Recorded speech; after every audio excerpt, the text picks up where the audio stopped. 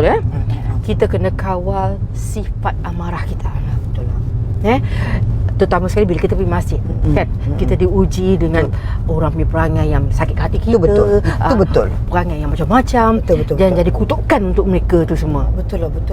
Betul dah, kita pergi masjid ni kan kita nak cari pahala kan. Elok kita nak buat pahala dapat dosa pula kan. Jadi mulai hari ni kita berjanji pada diri kita. InsyaAllah. Setiap kali kita pergi masjid ke apa benda, apa benda ujian yang sampai kat kita, kita istighfar. Jaga hati kita. Walaupun ujian tu berat kat kita. Berat tak apa, kita istighfar. Sebab tu zikir tu penting. Hati tu datang dulu bila kita Astagfirullahalazim. Aku lain tak ada masalah, budak kecil tu. Tak apalah, sebab tu kita istighfar. Astagfirullahalazim. Astagfirullahalazim. Itu semua nak didik hati kita. Astagfirullahalazim. Tenang Ya. Tapi aku ada benda yang tak tenang lagi ni. Kenapa? Ni pasal air tu. Kau rasa lepas kau kasih anak kau minum, ada nampak perubahan apa-apa tak? Tak ada pun. Sama. Kasih pun sama. Doa. Ya Aisyah. Mami.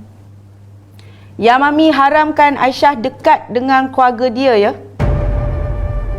Tak payah nak feeling-feeling buat doa selamat ke apa ke untuk anak dia yang terpaling mulia lah keturunannya tu. Ya Mami.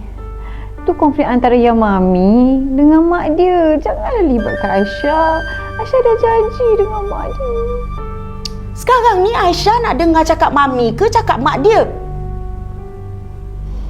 Tapi Aisyah dah prepare macam-macam dah Ya Mami.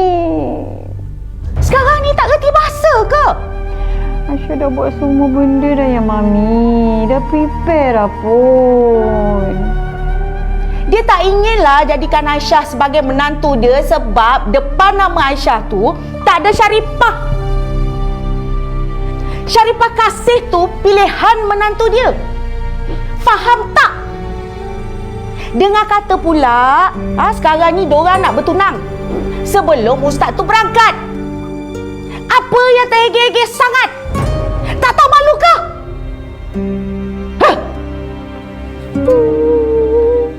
Menangislah seorang di situ.